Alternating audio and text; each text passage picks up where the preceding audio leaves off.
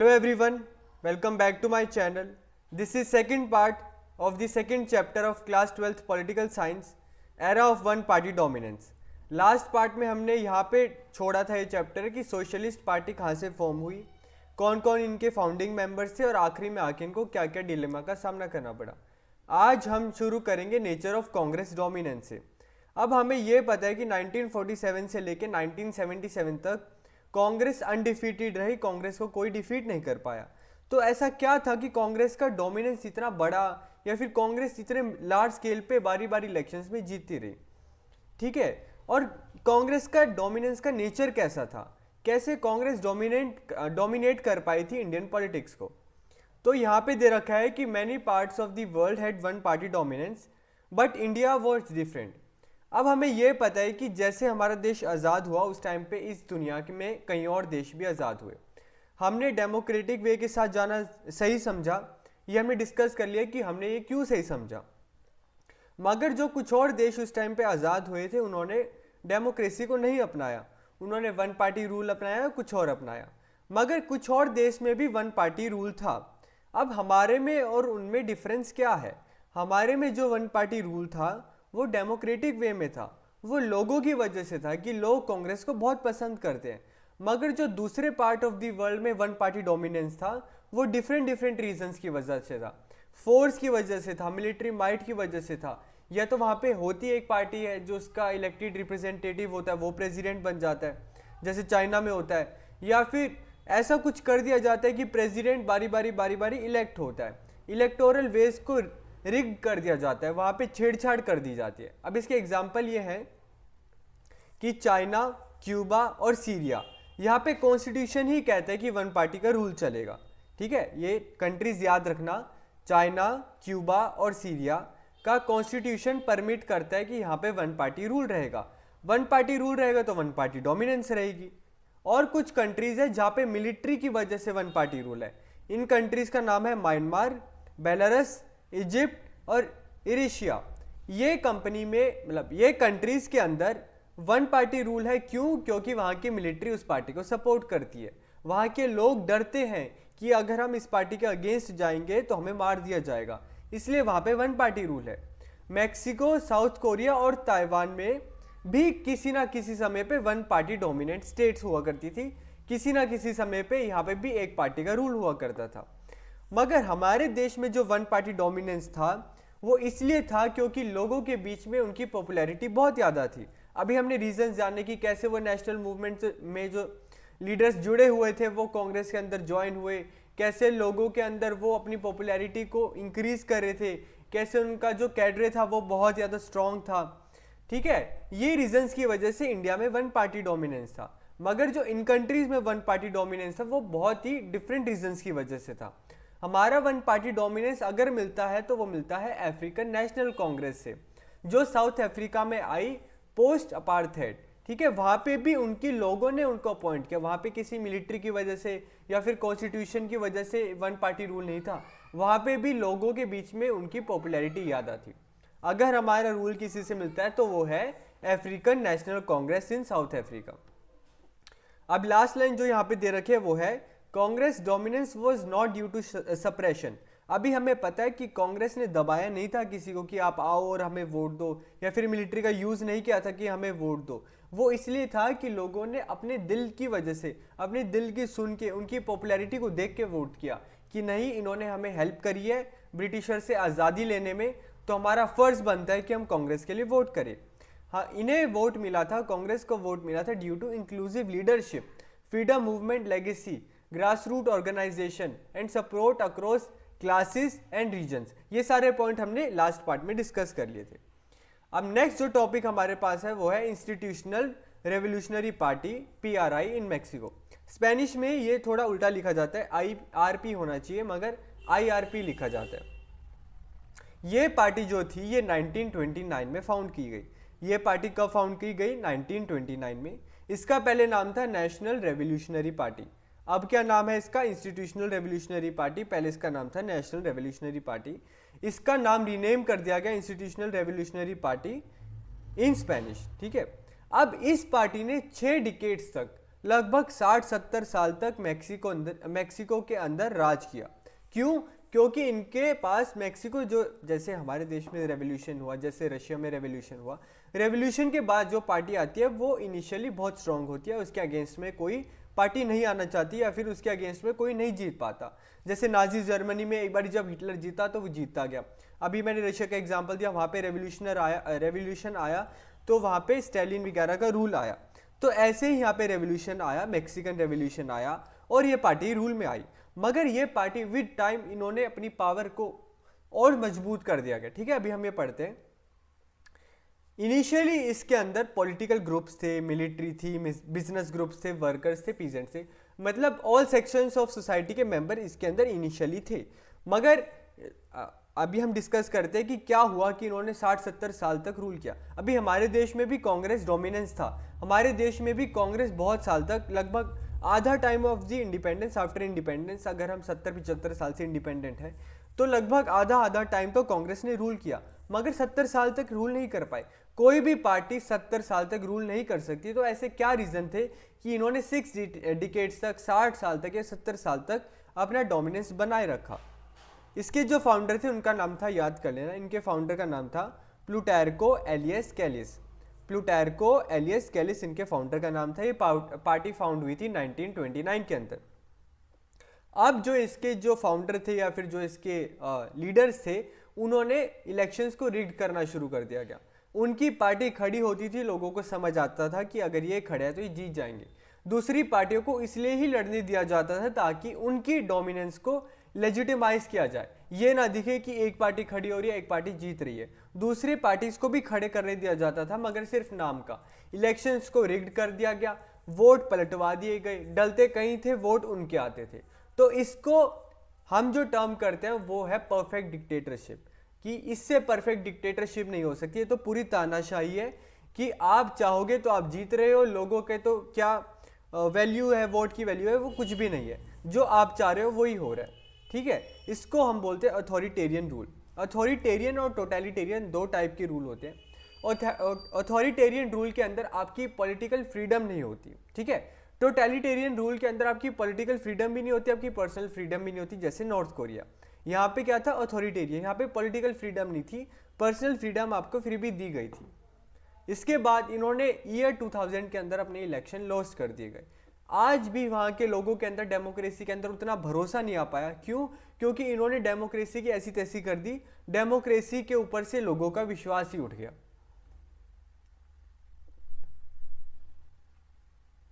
इसके बाद अच्छा, इसको कंटिन्यू करना है।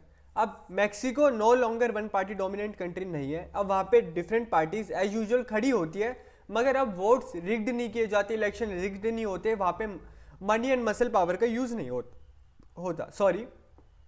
अब वहाँ पे जो लेजिट डेमोक्रेसी है वो डेमोक्रेसी एक्सरसाइज की जाती है।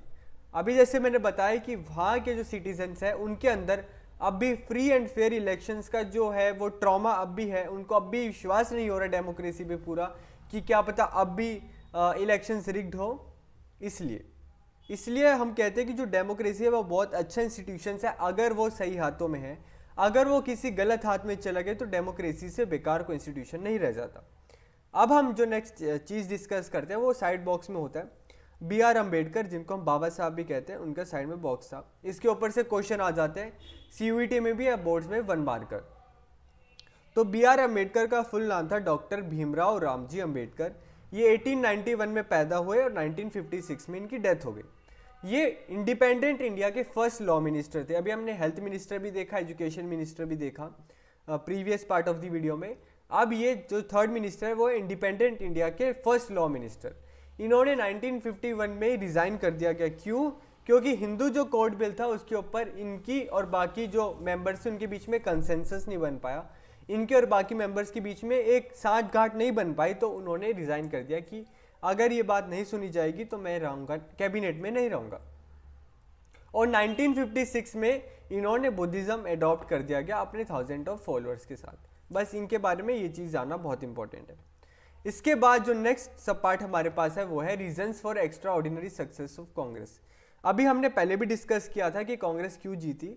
अभी इसके ऊपर क्वेश्चंस भी आ जाते हैं कि कांग्रेस का इतने सालों तक इतने मार्जिन से जीतना क्यों पॉसिबल हो पाया, ऐसे क्या क्या रीजन है। पहला, फ्रीडम स्ट्रगल की लेगेसी। जो फ्रीडम स्ट्रगल था, जो हम इतने सालों से कश्मकश में थे, ब्रिटिशर्स को देश से बाहर भगाने चाहते थे, जो उसके लीडर्स थे महात्मा गांधी, पटेल, जवाहरलाल नेहरू, उन्होंने कांग्रेस को ज्वाइन किया। महात्मा गांधी ने कांग्रेस को ज्वाइन नहीं करा, मगर वो कांग्रेस के साथ अलाइंड थे। आफ्टर इंडिपेंडेंस की बात कर रहा हूँ। तो जो फ्रीडम स्ट्रगल की लेगेसी है वो कांग्रेस ने होल्ड करी, कि जो फ्रीडम लीडर्स है वो कांग्रेस में है। Congress is equals to freedom struggle leaders. ये चीज लोगों के बीच में, लोगों के जहन में आ गई। फर्स्ट पॉइंट तो ये हो गया। सेकंड, कांग्रेस को नेशनल मूवमेंट का इनहेरिटर घोषित कर दिया गया, फिर उनके लोगों के बीच में यही चीज आ गई। फर्स्ट और सेकंड पॉइंट सेम है। पहला कि फ्रीडम स्ट्रगल जिन लोगों ने कराया वो कांग्रेस के मेंबर थे, पहली पॉइंट ये हो गया। दूसरा, जो नेशनल मूवमेंट में लोग थे वो भी जाके कांग्रेस के अंदर ज्वाइन कर दिए। ये लोगों के बीच में आया कि नेशनल मूवमेंट किसने कराया, कांग्रेस ने कराया। ब्रिटिशर्स को देश से बाहर किसने भगाया, कांग्रेस ने भगाया। क्यों? क्योंकि जो लोग नेशनल मूवमेंट थे वही कांग्रेस के अंदर आ गए थे। थर्ड पॉइंट ये है कि जो लीडर्स इंडिपेंडेंट मूवमेंट में थे, ये फर्स्ट सेकंड थर्ड पॉइंट तीनों रिलेटेड है। जो लीडर्स इंडिपेंडेंट मूवमेंट में जुड़े हुए थे, जो फोर्थ फ्रंट पे थे, उन्होंने कांग्रेस कैंडिडेट्स बन के इलेक्शन कंटेस्ट करा। लोगों के बीच में तो वैसे पॉपुलर है, लोगों की डिमांड्स उन्हें पता है, लोगों की तरफ से वो लड़े हैं ब्रिटिशर्स के लिए। तो अब लोगों के बीच में आया कि हमारी ऑब्लिगेशन बनती है कि हम इस लीडर को वोट करें, और सबने उसी लीडर को वोट कर दिया गया। जो अपोजिशन लीडर थे उनको इतना नहीं मिले वोट्स। नेक्स्ट पॉइंट है कि कांग्रेस 1885 में बनी थी, इंडिपेंडेंस 1947 में मिली, तो उनको लगभग 55 ईयर्स मिले थे। इस टाइम तक उनकी ऑर्गेनाइजेशन बहुत स्ट्रांग हो गई, उनका लोगों के बीच में लोकप्रियता बढ़ गई, उनकी प्रेजेंस पूरी कंट्री में आ गई। बल्कि जो दूसरी पार्टीज थी वो 1925 में आई, 1948 में आई, 1951 में आई। तो कांग्रेस को फर्स्ट ऑफ द ब्लॉक का एडवांटेज था। नेक्स्ट पॉइंट है इफेक्टिव लीडरशिप। कांग्रेस के अंदर जेएल नेहरू जैसे करिश्मेटिक लीडर थे, पॉपुलर लीडर थे, जिनकी वजह से कांग्रेस को बहुत ज़्यादा पॉपुलैरिटी मिली। नेक्स्ट पॉइंट है strategy and wide social reach. Congress जब अपनी कैंपेन के बारे में सोच रही थी, जब कांग्रेस ने कैंपेन शुरू कर दिया, तब तो दूसरी पार्टी वाले अपने कैंडिडेट्स चूज कर रहे थे, अपनी पार्टी फॉर्म कर रहे थे, तो कांग्रेस को इस चीज़ का एडवांटेज मिला। नेक्स्ट पॉइंट है party was inclusive and broad based. जब कांग्रेस इनिशियली बना था, ये भी हम आगे देखेंगे या फिर इसके अंदर ही होगा, जब कांग्रेस इनिशियली बना था तो वो अमीरों के लिए था, ठीक है, वो एक पीयर प्रेशर ग्रुप था कि हम ब्रिटिशर्स पे प्रेशर डालेंगे, वो अर्बन लोगों के लिए था। मगर जैसे जैसे नॉन कोऑपरेशन मूवमेंट आया, सिविल डिसोबीडियंस मूवमेंट आया, इसके अंदर डिफरेंट सेक्शंस ऑफ सोसाइटी के लोगों ने ज्वाइन किया। पीजेंट्स ने ज्वाइन किया, वर्कर्स ने ज्वाइन किया, इंडस्ट्रियलिस्ट लोगों ने ज्वाइन किया, क्योंकि उनको लगता था कि अगर हम कांग्रेस का साथ देंगे तो हम ब्रिटिशर्स को बाहर अपने देश से भगा पाएंगे और अपने अपने सेल्फ इंटरेस्ट में काम कर पाएंगे, जो कि ब्रिटिशर्स उन्हें नहीं करने दिए जाते थे। इंडस्ट्रियलिस्ट को क्या दिक्कत होती थी कि उनके गुड्स बाहर के देशों में हैवी प्राइसेस पे जा रहे हैं, तो उनके गुड्स को कोई परचेज नहीं कर रहा। हमारे देश में उनके गुड्स सस्ते प्राइसेस पे आ रहे, तो लोग वो परचेज कर रहे, तो उनको वहाँ लॉस हो रहा है। पीजेंट्स और वर्कर्स को क्या दिक्कत थी कि उनको बहुत ज़्यादा टॉर्चर किया जाता था, उनको ज़बरदस्ती फील्ड पे काम कराया जाता था, उनकी नहीं सुनी जाती थी। और जो लोग थे उनको ये दिक्कत थी कि हमें आपके अंडर नहीं रह रहा, आपका रूल बहुत बेकार है, हमें खुद के ही लोगों का रूल लाना है। तो एट द एंड में आके जो गरीब हो गया, जो मिडिल क्लास हो गया, जो अमीर हो गया, वो कहीं ना कहीं ब्रिटिशर से नाराज थे। तो उन्हें कांग्रेस ऐसा मीडियम मिला, कांग्रेस ऐसी जगह मिली जहाँ पे वो अपनी नाराजगी जता पाए, ठीक है। अब नेक्स्ट पॉइंट जो है representation from the local to national level. Congress गांव से लेके, डिस्ट्रिक्ट से लेके, स्टेट से लेके नेशनल लेवल हर एक जगह पे मौजूद थी। Last point is nature of Congress. Congress उस टाइम पे बहुत इंक्लूसिव थी। अब मान लो किसी एक पार्टी को कांग्रेस की पॉलिसीज नहीं पसंद आई किसी एक पार्टी को, तो वो कांग्रेस से अलग नहीं होती। जैसे कांग्रेस सोशलिस्ट पार्टी, वो कांग्रेस के अंदर ही रह के उनकी पॉलिसीज को क्रिटिसाइज करते थे कि हमें ये बात नहीं पसंद, मगर हम अपनी इंडिपेंडेंट पार्टी नहीं बनाएंगे। और उस टाइम तक कांग्रेस एक मास बेस्ड पार्टी थी। कांग्रेस का उस टाइम तक मैंने जैसे बताया बहुत ही लोगों के बीच में पकड़ आ गई थी। इन्हीं कारणवश कांग्रेस 30 साल तक अनडिफीटेड रही, 1977 तक। अब जो नेक्स्ट लीडर हमारे पास है रफ़ी अहमद किडवाई, ये फ्री इंडिया के फर्स्ट कम्युनिकेशन मिनिस्टर। 4 हमने मिनिस्टर कर लिए, एजुकेशन, हेल्थ केयर, अभी लॉ मिनिस्टर BR अम्बेडकर, और 4th minister is first ministry के कम्युनिकेशन मिनिस्टर कौन थे? रफ़ी अहमद किडवाई। और ये 1952 के अंदर एग्रीकल्चर मिनिस्टर भी बन गए। अब जो नेक्स्ट सब पार्ट है ये बहुत इंपॉर्टेंट है, इसे मार्क कर लेना कि हम कांग्रेस को सोशल और आइडियोलॉजिकल कोलिजन क्यों बोलते हैं। अब कांग्रेस 1885 में फॉर्म हुई। ये इनिशियली एक प्रेशर ग्रुप था कि हम एक ग्रुप बनाते जो ब्रिटिशर्स की पॉलिसीज को प्रेशराइज करेगा, अपने हिसाब से थोड़ा मोल्ड करेगा। इनिशियली इनका काम ये नहीं था कि हम गवर्नमेंट के अगेंस्ट जाएंगे, हम इंडिया को इंडिपेंडेंट करेंगे। इनिशियली इनका एक काम ये था कि प्रेशर डलवाएंगे और जो इनको सही लगेगा उस हिसाब से थोड़े पॉलिसीज को चेंज कराएंगे। 1885 में इसको फॉर्म किया गया। इसके जो फाउंडर थे वो थे A.O. ह्यूम। ये लिख देना अगर कांग्रेस के रिलेटेड कोई भी क्वेश्चन आता है। ये दो चीज़ें, कब फॉर्म किया गया, क्यों फॉर्म किया गया और इसके फाउंडर कौन थे। इनिशियली इसके अंदर जो एजुकेटेड लोग थे, जो प्रोफेशनल लोग थे, जो कमर्शियल क्लास के लोग थे, अमीर लोग बेसिकली इनिशियली इसके मेंबर थे, क्योंकि गरीब लोग तो उस टाइम तक प्रेशर ग्रुप छोड़ो अपनी डेली लिविंग तक नहीं कमा पा रहे थे। वो इतने ब्रिटिशर्स के दबाव में थे कि उनको ये नहीं समझ आ रहा था कि अपनी ब्रेड एंड बटर कैसे अर्न करें। नेक्स्ट पॉइंट जो है, ये धीरे धीरे प्रेशर ग्रुप से पॉलिटिकल पार्टी बन गया। क्यों? क्योंकि कुछ भी होता था, non cooperation movement, Gandhi ji जैसे साउथ अफ्रीका से वापस आए और जो बड़े बड़े लॉ लीडर्स थे वो सारे इनिशियली यहाँ से थे, और कुछ भी ब्रिटिशर्स के अगेंस्ट एक्शन लेना था वो कांग्रेस लेती थी इनिशियली जो था। फिर लोगों ने, जैसे नॉन कोऑपरेशन मूवमेंट आया, सिविल डिसोबीडियंस मूवमेंट आया, तो लोगों ने भी कांग्रेस को ज्वाइन करना शुरू कर दिया गया। कांग्रेस ने भी अपने जो बार्स वो नीचे कर दिए, गरीब लोग, अमीर लोग सारे कांग्रेस के पार्ट बनना शुरू कर दिए गए। तो ये प्रेशर ग्रुप से एक पॉलिटिकल पार्टी बन गया। इनिशियली ये इंग्लिश क्लास, जो इंग्लिश स्पीकिंग लोग था, अपर क्लास, वो लीड करते थे, मगर विद टाइम जैसे ही गरीब लोग या फिर जो वर्कर्स, लेबरर्स थे वो पार्टी में आए तो उनका भी लीडरशिप रोल्स में धीरे धीरे उनको भी अपलिफ्टमेंट मिलना शुरू किया गया। जैसे मैंने बताया, with civil disobedience movement social based widened. Civil disobedience movement क्या क्यों करते हैं कि जो गरीब लोग हैं उनकी बात हमने सुनी, हमें उनकी बात वैलिड करी, तो हम गवर्नमेंट के अगेंस्ट प्रोटेस्ट कर रहे हैं। अब प्रोटेस्ट कर रहे हैं किसके लिए कर रहे हैं? गरीब लोगों के लिए। तो गरीब लोगों ने पार्टी ज्वाइन करना शुरू किया। नॉन कोऑपरेशन मूवमेंट किसके लिए करे? गरीब लोगों के लिए, उन्होंने पार्टी ज्वाइन शुरू करना। अब वर्कर्स के लिए प्रोटेस्ट करा, अहमदाबाद मिल स्ट्राइक के लिए। तो ऐसे आप हर किसी के लिए अगर प्रोटेस्ट कर रहे हो तो वो लोग आपसे खुश होकर आपकी पार्टी को ज्वाइन करेंगे, आपका सोशल बेस वाइडन होगा। अब इनिशियली एजुकेटेड लोगों के लिए, प्रोफेशनल लोगों के लिए, कमर्शियल क्लास के लिए था। अब इसके अंदर peasants, industrial workers, urban dwellers और विलेज कम्युनिटीज के मेंबर्स भी पार्ट बनना शुरू हो गए। अब दो चीज याद रखना कांग्रेस से रिलेटेड, इसको हम रेनबो लाइक पार्टी भी बोलते हैं और इसको हम सेंट्रलिस्ट पार्टी भी बोलते हैं। अब अगर आपने रेनबो को देखा होगा, इसके अंदर डिफरेंट डिफरेंट कलर्स है। रेनबो क्या दर्शाता है? रेनबो दर्शाता है डाइवर्सिटी। तो कांग्रेस को हम अगर रेनबो लाइक पार्टी बोल रहे हैं तो कांग्रेस को हम डाइवर्स पार्टी बोल रहे हैं। क्यों? क्योंकि कांग्रेस इंडिया की डाइवर्सिटी दिखाता था। इसके अंदर डिफरेंट डिफरेंट ग्रुप्स थे, इसके अंदर पोलर अपार्ट ग्रुप थे। अगर जैसे गर्म ठंडा होता है ना, पोलर अपार्ट, दोनों चीज को कहाँ हमने एकोमोडेट किया कांग्रेस के अंदर, इसको रेनबो लाइक पार्टी इसलिए बोला गया। कॉन्ट्राडिक्टरी इंटरेस्ट की जो ग्रुप्स थे, मान लो राइट विंग हो गया, लेफ्ट विंग हो गया, दोनों को कहाँ जगह मिलेगी? कांग्रेस के अंदर मिलेगी। इसलिए कांग्रेस को हम रेनबो लाइक पार्टी बोलते हैं। अब सेंट्रलिस्ट पार्टी क्यों बोलते हैं? अब एक लेफ्ट एक्सट्रीम होता है, एक राइट एक्सट्रीम होता है, दोनों के बीच में क्या आता है? सेंटर। कांग्रेस को हम सेंट्रलिस्ट पार्टी इसलिए बोलती है कि जैसे रेनबो लाइक ग्रुप्स थे इसके अंदर, कि एक राइट के लिए कहते हैं कि हमें ये करना चाहिए, कहते हैं ये करना चाहिए। कांग्रेस दोनों की बात सुन के बीच का रास्ता लेती थी, सेंट्रलिस्ट पार्टी लेती थी। ना ये कंजर्वेटिव थे, ना ये मॉडरेट थे, ना ये रेडिकल थे, ना ये सोशलिस्ट थे, ये सेंट्रलिस्ट थे कि हमें कोई एक एक्सट्रीम पोजीशन नहीं लेना, हमें आप चारों को एक साथ लेके चलना है, हमें बीच की कोई पॉलिसी अपनानी है जिससे चारों के चारों लोग नाराज भी ना हो और हमारा जो ब्रिटिशर्स के अगेंस्ट स्ट्रगल है वो भी वीक ना हो। क्यों? क्योंकि ब्रिटिशर्स तो चाहते थे कि हम डिवाइड एंड रूल में आए, हम एक दूसरे को छोड़ दें ताकि उनके अगेंस्ट प्रोटेस्ट होना कम हो जाए।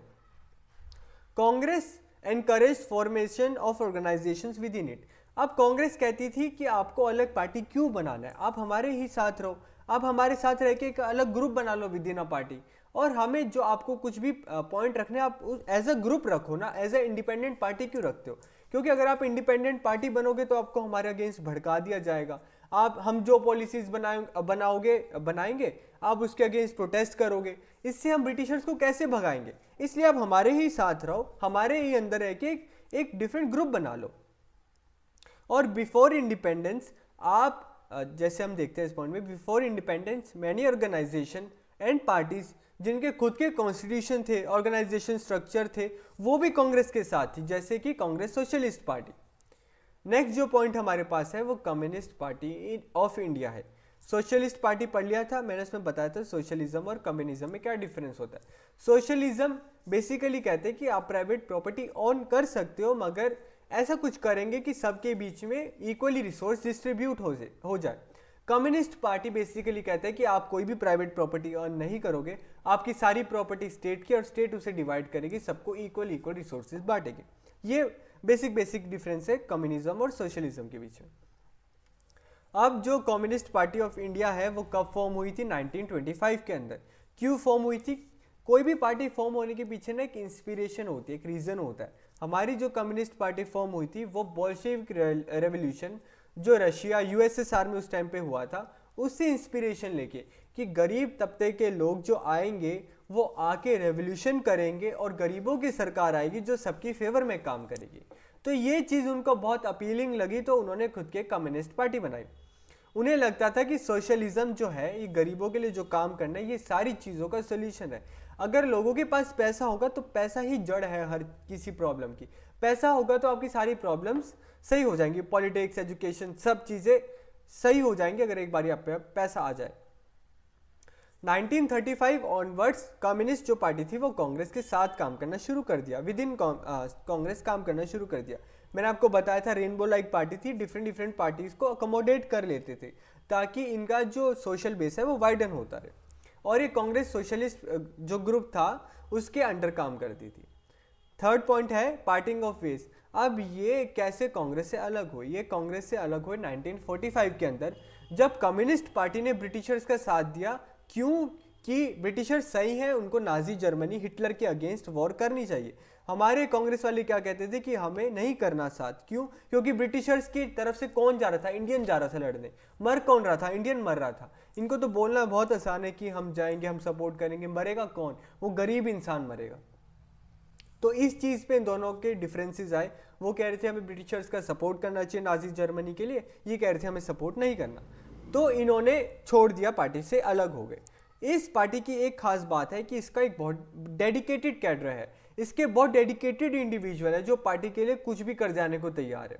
नेक्स्ट पॉइंट इज, इनका एक आइडियोलॉजिकल क्वेश्चन है इंडिपेंडेंस के बाद, क्या ब्रिटिशर्स हमें सही में फ्री करके गए हैं? क्या इंडिया सही में फ्री है, या फिर एक फ्रीडम एक शैम है? क्या फ्रीडम बोगस है?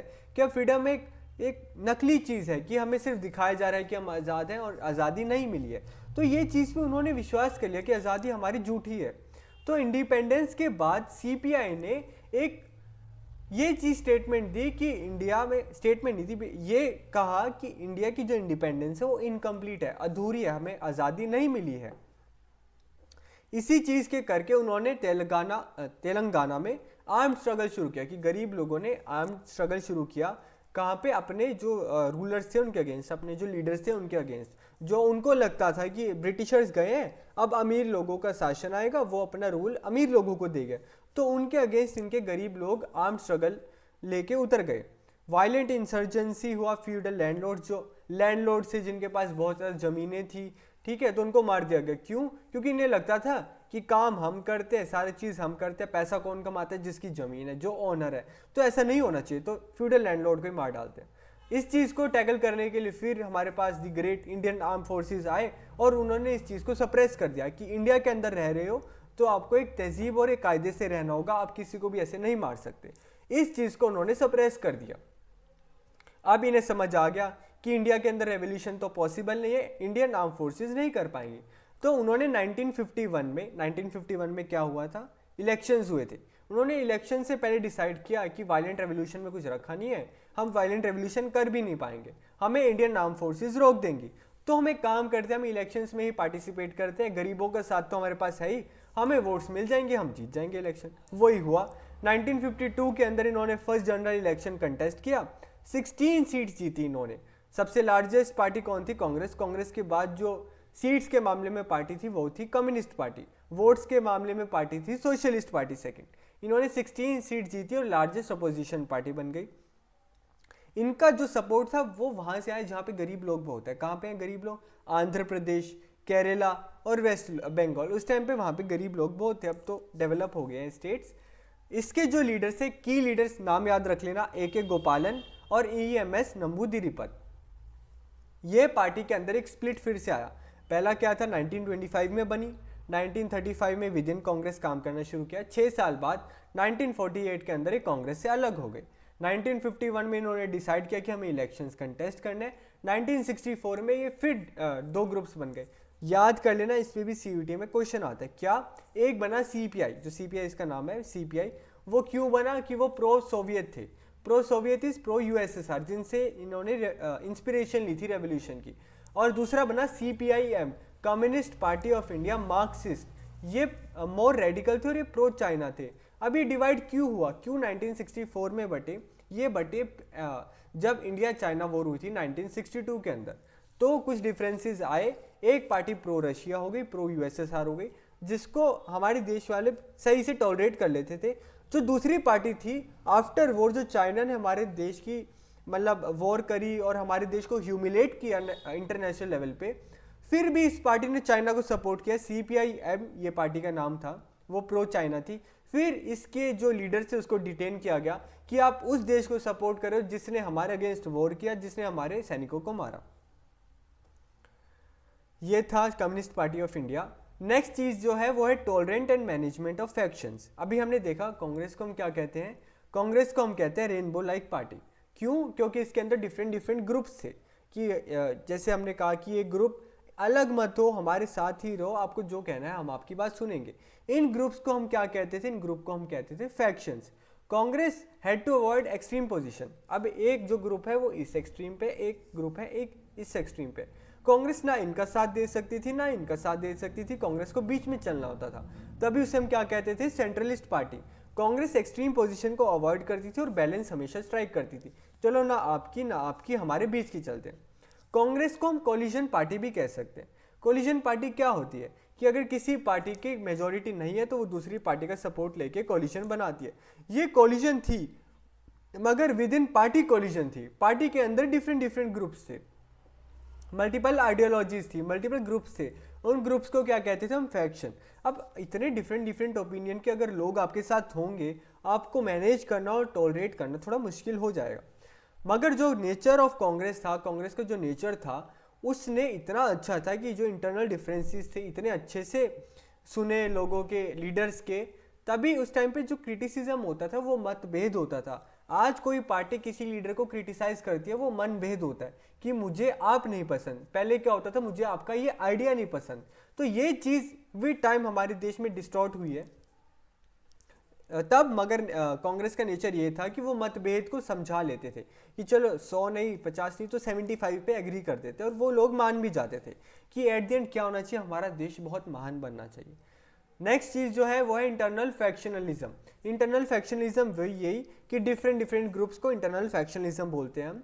ये कांग्रेस की एक स्ट्रेंथ बन गई। कि क्यों स्ट्रेंथ बन गई? अब अगर ये ग्रुप्स अलग अलग होकर डिफरेंट डिफरेंट पार्टीज बनाएंगे तो डिफरेंट पार्टीज हो जाएंगी, तो लोग चुनना मुश्किल हो जाएगा कि इस पार्टी को इलेक्ट करें, और ब्रिटिशर्स इस डिवीजन का फायदा उठाएंगे। मगर कांग्रेस ने इस चीज़ को होल्ड करके रखा कि हमारा गोल है ब्रिटिशर्स को भगाना और देश को महान बनाना, तो हमें एक साथ सबकी बातें सुननी होंगी। इसलिए कांग्रेस को इससे स्ट्रेंथ मिली। फैक्शंस जो थे वो डिफरेंट डिफरेंट आइडियोलॉजीज को रिप्रेजेंट करते थे। कोई राइट का था, कोई लेफ्ट का था, कोई सोशलिस्ट था, कोई मॉडरेट था। फैक्शनलिज्म ने कांग्रेस को हेल्प करा एक सेंट्रलिस्ट पार्टी बनाने में। आज भी कांग्रेस सेंट्रलिस्ट पार्टी है मगर सेंट्रल लेफ्ट पार्टी है। एग्जैक्ट सेंटर पार्टी होना मुश्किल ही नहीं, नामुमकिन है। वो टिल्टेड तो होंगे इधर राइट की तरफ या लेफ्ट की तरफ। कांग्रेस सेंटर लेफ्ट की तरफ टिल्टेड है। और जो अदर पॉलिटिकल पार्टीज, जो एक दो कम्युनिस्ट होगी, सोशलिस्ट पार्टी होगी 1948 के बाद, वो इतनी स्ट्रांग ही नहीं थी कि वो इंडिपेंडेंट स्टैंड दे सके। अब वो क्या करते थे कि जो कांग्रेस के अंदर उनके आइडियोलॉजी वाला ग्रुप था, उनके लीडर्स को कहते थे कि आप ये पॉइंट रखना हमारी तरफ से। आप समझ सकते हो कि कांग्रेस का फैक्शनलिज्म वाला पार्ट कितना स्ट्रांग था कि डिफरेंट पार्टीज को आपकी पार्टी के जो ग्रुप है उनके जरिए कहना पड़ रहा है कि ये चीज आपको पॉइंट रखना चाहिए। That's it. इससे हमें समझ आता है कि कांग्रेस ने कैसे टॉलरेट किया और मैनेज किया फैक्शंस को। नेक्स्ट चीज़ है कांग्रेस सिस्टम। ये पॉइंट आ सकता है, ये क्वेश्चन भी आ सकता है। अगर नहीं आएगा तो ये आप आंसर में लिख देना, जो भी कांग्रेस से रिलेटेड क्वेश्चन आएगा। कांग्रेस सिस्टम इज बेसिकली, ये जो टर्म है ये कॉइन करी थी रजनी कोठारी ने। इसका ये बेसिक मतलब है कि जो फर्स्ट डिकेड था, फर्स्ट डिकेड इज बेसिकली 10 साल जो थे इलेक्शन के बाद 1952 से 1962 वाले, या 67 भी लगा लो, उसमें कांग्रेस रूलिंग पार्टी भी थी, उसमें कांग्रेस ऑपोजिशन भी थी। कांग्रेस का खड़ा होना मतलब कांग्रेस का जीत जाना। कांग्रेस जीत भी रही है, सिंपल मेजोरिटी से नहीं जीत रही, 3/4 ऑफ द मेजोरिटी से जीत रही है। कांग्रेस सिस्टम इज बेसिकली जीतना मगर पूरे डंके की शोर पे जीतना, कि हम जीत रहे हैं मगर सामने वाले को ह्यूमिलेट करके जीत रहे हैं। ये 3/4 ऑफ द सीट्स को जीतना ही हम कांग्रेस सिस्टम कहते हैं। आजकल ये चल रहा है कि बीजेपी सिस्टम, जब बीजेपी 2014 का इलेक्शन जीती, 2019 का इलेक्शन जीती, तो उस टाइम भी उन्होंने 300+ सीट्स ऑलमोस्ट पार कर दी थी, और पार कर ही दी थी 2019 के इलेक्शन में। तो ऑथर्स और राइटर्स जो रिसर्चर्स उन्होंने इसको बीजेपी सिस्टम दिया कि जीतना मगर इतने सालों के बाद मेजोरिटी के साथ जीतना। Is that clear? इसके बाद जो नेक्स्ट पॉइंट है वो है हमारे पास भारतीय जनसंघ का। ठीक है, इसके बाद नेक्स्ट पॉइंट है भारतीय जनसंघ का। भारतीय जनसंघ में आपको एक चीज बताता हूँ, इसके अंदर भी है कि जो बीजेपी हमारी पार्टी, भारतीय जनता पार्टी, उसके रूट्स भारतीय जनसंघ से जुड़े हुए हैं। ये उस टाइम पे राइटिस्ट पार्टी थी। अभी मैं आपको दूसरे चैप्टर में, इसी चैप्टर के आखिरी में बताऊंगा कि राइट और लेफ्ट में बेसिक डिफरेंस क्या होता है। भारतीय जनसंघ को 1951 के अंदर फॉर्म किया गया। भारतीय जनसंघ को 1951 के अंदर फॉर्म किया गया, और इसके फाउंडिंग प्रेसिडेंट थे, फाउंडर और प्रेसिडेंट श्यामा प्रसाद मुखर्जी। इसकी कहीं ना कहीं लीनिएज, जिसकी कहीं ना कहीं जो तार है वो राष्ट्रीय स्वयं सेवक संघ और हिंदू महासभा से जुड़ी हुई है। ये अपने कल्चर को डोमिनेंट मतलब डोमिनेंट नहीं, ये अपने कल्चर को सुप्रीम मानते हैं कि कल्चर पे अगर हम ध्यान देंगे तो हम इंडिया को डेवलप कर पाएंगे।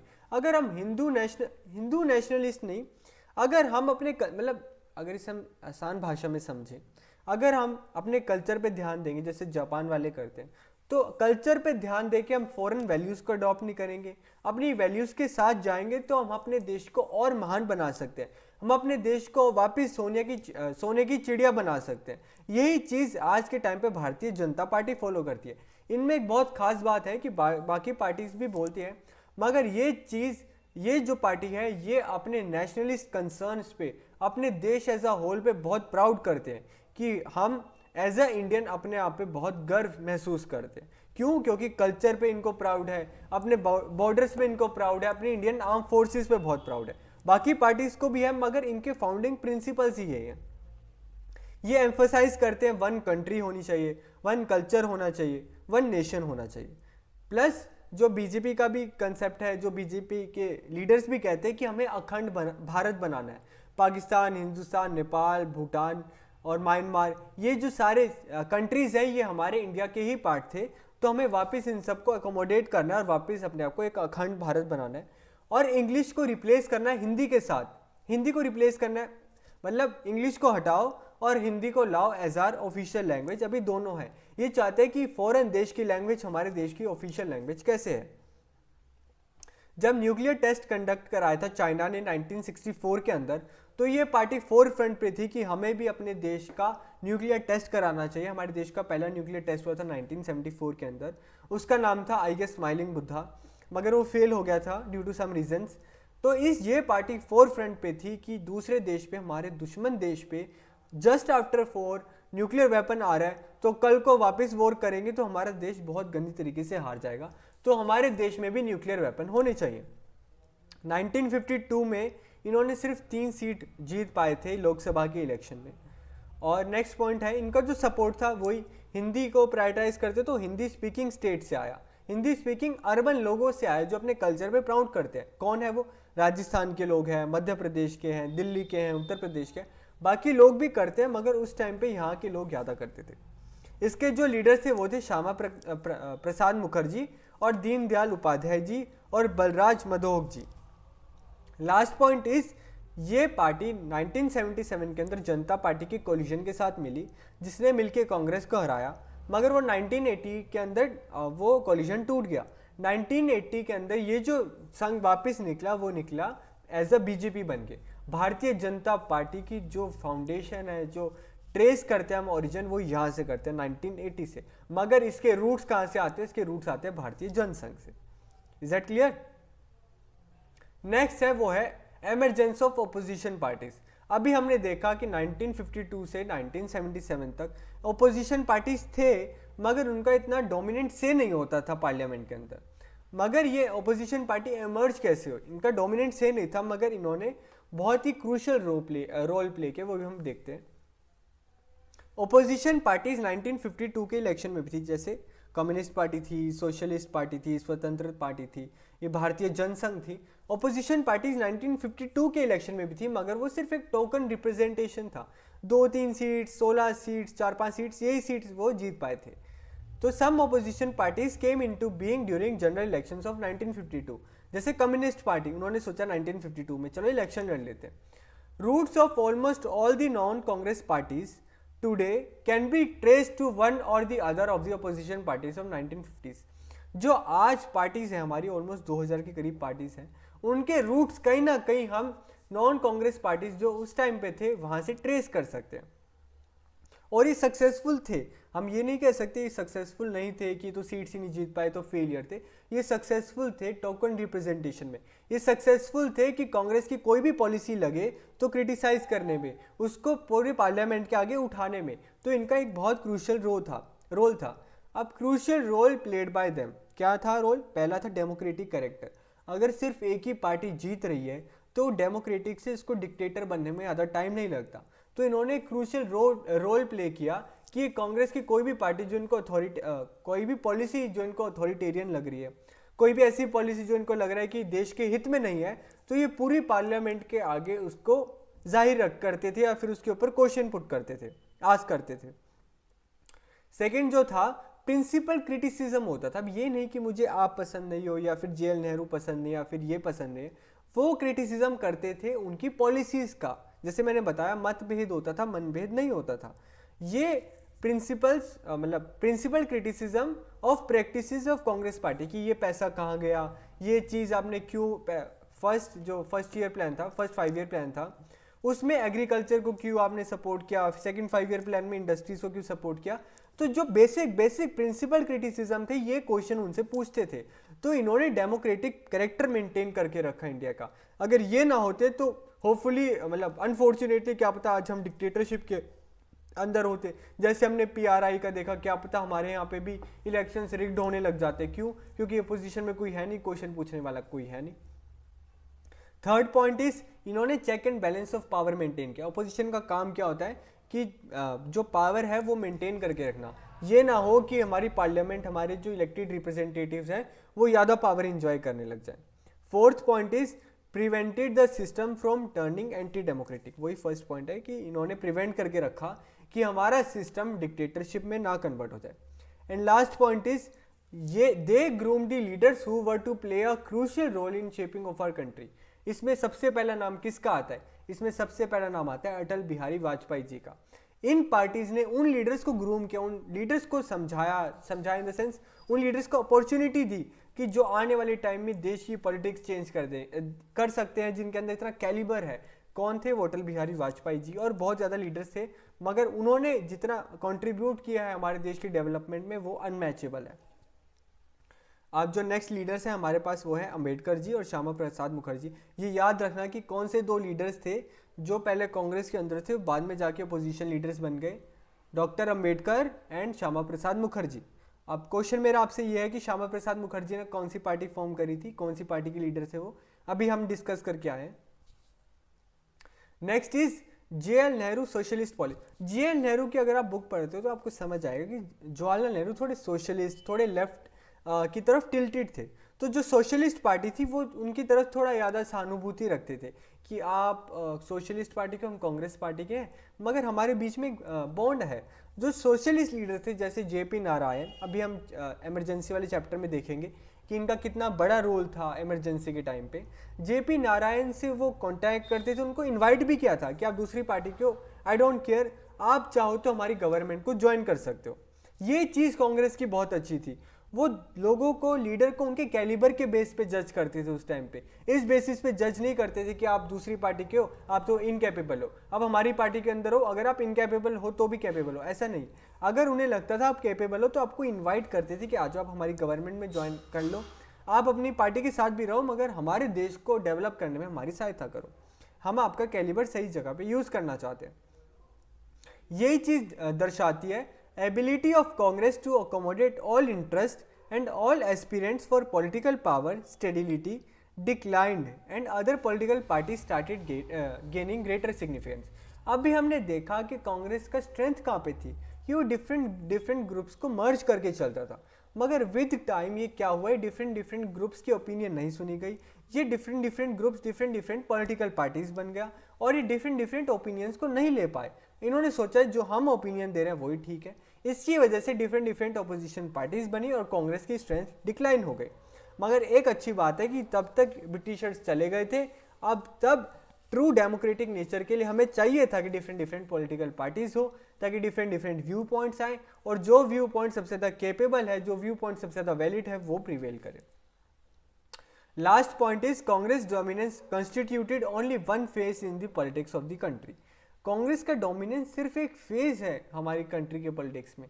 इसके बाद आने वाले चैप्टर्स में हम देखेंगे कैसे डिफरेंट पार्टीज आई, कैसे डिफरेंट पॉलिसीज आई जिसने हमारे देश की पॉलिटिक्स को चेंज किया। अब लास्ट जो हमारे पास है वो है स्वतंत्रता पार्टी। ये फॉर्म की गई थी अगस्त 1959 के अंदर आफ्टर द नागपुर रेजोल्यूशन, जिसमें अब मैंने बताया ना हर एक पार्टी फॉर्म करे के पीछे एक रीज़न होता है। इनका रीज़न ये था कि नागपुर रेजोल्यूशन में कांग्रेस ने कहा कि हम लैंड को सील करेंगे एक लिमिट के आगे, जिसके भी ज़मीन होगी हम वो गरीबों में बांट देंगे, फूड ग्रेन्स को हम कंट्रोल करेंगे। मतलब लेफ्ट की तरफ वो टिल्ट हो गए थे, सोशलिस्ट उनका कैंपेन हो गया था। तो ये स्वतंत्रता पार्टी कह रही है कि नहीं हम इंडिपेंडेंट रहेंगे, हमारी पॉलिसी क्या है। अब ये क्या दूसरा व्यू पॉइंट आते हैं, इनके लीडर थे सी राजागोपालाचारी इंडिपेंडेंट इंडिया के फर्स्ट गवर्नर जनरल थे और वो फर्स्ट रेसिपिटेंट थे किसके, भारत रत्न के। वो भी हम आने वाले टाइम में देखेंगे, मतलब नेक्स्ट स्लाइड में देखेंगे। और इसके सेकेंड लीडर थे वो थे KM. Munshi. Third point is अब स्वतंत्रता पार्टी ये राइट विंग की पार्टी है। ये कहते हैं कि गवर्नमेंट को लेस एंड लेस इन्वॉल्व होना चाहिए इकोनॉमी को कंट्रोल करने में, डिमांड एंड सप्लाई को अपना रोल प्ले करने दो। जिस चीज़ की जितनी डिमांड है उसकी उतनी सप्लाई होगी, जिस चीज़ की जितनी सप्लाई है उसकी उतनी डिमांड होगी। इकोनॉमिक्स के आप स्टूडेंट हो, आप समझ पाओगे कि गवर्नमेंट को कंट्रोल करने की इकोनॉमी होती है स्टेट कंट्रोल इकोनॉमी, और एक फ्री इकोनॉमी होती है। ये फ्री इकोनॉमी को सपोर्ट कर देती कि आप इकोनॉमी के अंदर ज़्यादा छेड़छाड़ मत करो, जो जितना केपेबल है वो उतना कमा पाएगा। नेक्स्ट पॉइंट जो था वो था इंडिविजुअल फ्रीडम का और फ्री प्राइवेट सेक्टर का। अब सरकार धीरे धीरे करके प्राइवेटाइज का उल्टा करी थी, धीरे धीरे करके सारी चीज़ को अपने अंदर नेशनलाइज करी थी। धीरे धीरे उनके जो हाथ थे वो जूते की फैक्ट्री से लेके ब्रेड की फैक्ट्री से लेके हर एक चीज़ में क्या करिए सरकार काम करिए, इंडिविजुअल्स को फ्रीडम ही नहीं मिल रही। तो ये कह रहे हैं कि आप इंडिविजुअल को फ्रीडम दो, क्योंकि जब इंडिविजुअल बिजनेसमैन आता है वो प्रॉफिट मैक्सिमाइजेशन पे आएगा, तो नई टेक्नोलॉजी लाएगा कि कॉस्ट कटिंग हो, वो प्रॉफिट कमाएगा, हमारे देश की डेवलपमेंट में काम करेगा। मगर जब स्टेट और सरकारी इंस्टीट्यूशन होते हैं वो रेड टेपिज्म का शिकार हो जाते हैं, वहाँ पे इतना डेवलपमेंट नहीं पॉसिबल होता। तो ये कह रहे हैं कि आप इंडिविजुअल फ्रीडम तो दो, हर चीज़ को आप कंट्रोल करोगे तो हमारा देश डेवलप कैसे होगा। इन्होंने कहा है कि आप टैक्स को कम करो, कि अगर इंसान को कोई इंसेंटिव ही नहीं मिलेगा कि अगर मैं 10 करोड़ कमा रहा हूँ, 5 करोड़ सरकार ले जा रही है, तो मैं क्यों कमाऊँ 10 करोड़, मैं तो 5 करोड़ ही कमाऊँगा। क्यों मैं आधा पैसा कमा के आधा सरकार के लिए पैसे दूँ, क्यों मैं सरकार को अपनी आधी से सैलरी दूँ। तो इसलिए वो कह रहे हैं कि आप टैक्स को कम तो करो, ये प्रोग्रेसिव टैक्स रिजिम गरीबों का साथ तो दे रहे हो, मगर अगर आप अमीरों के अगेंस्ट करोगे तो हमारा देश छोड़ के चले जाएंगे। अमीर नहीं होंगे तो लोगों को फैक्ट्री में एम्प्लॉय कौन करेगा, अमीर नहीं होगे तो आप कितने टाइम तक देश को आगे बढ़ा पाओगे। Next point is critical of the policy of non alignment and advocated closer ties with United States. अब इंडिया फाउंडिंग मेंबर था नैम का, ये कह रहे हैं कि आप नैम के क्यों पार्ट हो, आप नैम के पार्ट हो कि आप यूएसएसआर का साथ दे रहे हो। यूएसएसआर का साथ क्यों दे रहे हो, तो सोशलिस्ट कंट्री है, ये कैपिटलिस्ट थे, ये चाहते थे स्वतंत्रता पार्टी वाले कि हम यूनाइटेड स्टेट्स के साथ क्लोज टाइज बना के रखें। क्यों, क्योंकि यूनाइटेड स्टेट्स हमारे अंदर फॉरेन डायरेक्ट इन्वेस्टमेंट लाएगा देश के अंदर, वो हमें टेक्नोलॉजी बूस्ट करने में हेल्प करेगा, तो हमें यूएस के साथ अच्छे टाइज बनाने चाहिए। और लास्ट में ये अगर इतना प्राइवेटाइज इंडिविजुअल फ्रीडम अमीर लोगों के लिए बात करते तो उनका सपोर्ट कहाँ से आएगा, वहीं अमीर लोगों से। इनको लैंडलॉर्ड्स और प्रिंस जो थे उस टाइम के उन्होंने सपोर्ट किया। अब जो लीडर्स है, 2 लीडर्स बचे हैं लास्ट में हमारे। श्यामा प्रसाद मुखर्जी 1950 में इन्होंने रिज़ाइन कर दिया था। क्यों? Over relation with Pakistan. इन्होंने कहा कि जो हमारी रिलेशन है पाकिस्तान, वो ज़्यादा मतलब आप जो पॉलिसी ला रहे हो वो ज़्यादा अच्छी नहीं है। हम चाहते हैं कि थोड़ी अच्छी पॉलिसी लाई जाए कि हम पाकिस्तान को एक सही वे में डील कर पाएँ, क्योंकि हमारा एज अ पाकिस्तान नेबर कुछ ज़्यादा खास नहीं है। तो इसे डील करने के लिए भी ऐसी पॉलिसी चाहिए कि इनकी ही बातों में इनको जवाब देना पड़ेगा। मेंबर ऑफ कॉन्स्टिट्यूएंट असेंबली थे। और लास्ट में जो लीडर हमारे पास है वो है C Rajagopalachari. First governor general of India कौन थे? C Rajagopalachari, independent India. और मिनिस्टर भी थे मद्रास स्टेट के, और ये फर्स्ट रिसिपिएंट थे भारत रत्न के, और ये स्वतंत्रता पार्टी के फाउंडर भी थे। That's it. इससे हमारा सेकंड चैप्टर भी खत्म हो गया। क्या? Era of one party dominance. Thank you for watching this video.